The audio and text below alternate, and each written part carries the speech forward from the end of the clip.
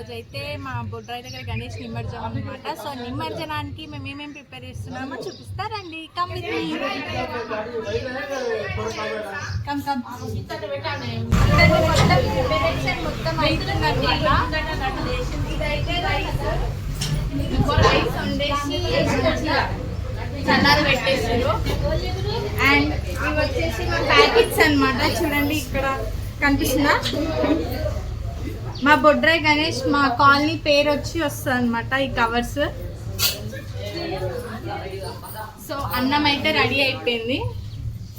చూడండి మేము మొత్తం 25 kgs రైస్ వండామన్నమాట. మా అక్క వాళ్ళంతా ప్రిపేర్ చేస్తున్నారు పులిహోరకి. అంతా ఆయిల్లో డీప్ ఫ్రై చేస్తారు కదా, అవన్నీ వేసేస్తున్నారు.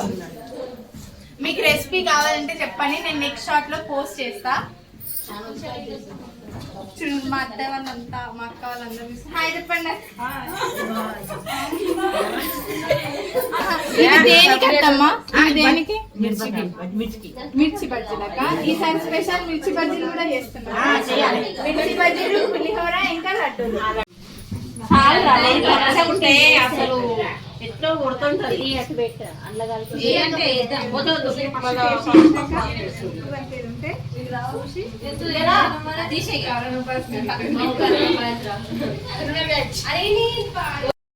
అయితే పులిహోర టేస్ట్ చేపిస్తున్నాం అనమాట. చిన్నపిల్లలు ఎవరు చేయొద్దని మా పెద్ద అత్తమ్మతో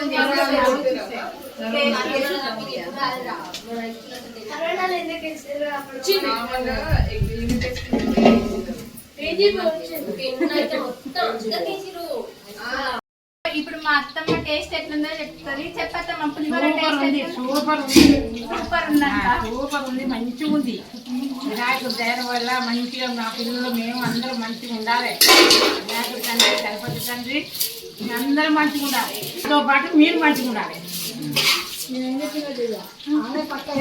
మా పిల్లలందరూ ప్యాకింగ్ చేస్తున్నారు. రండి.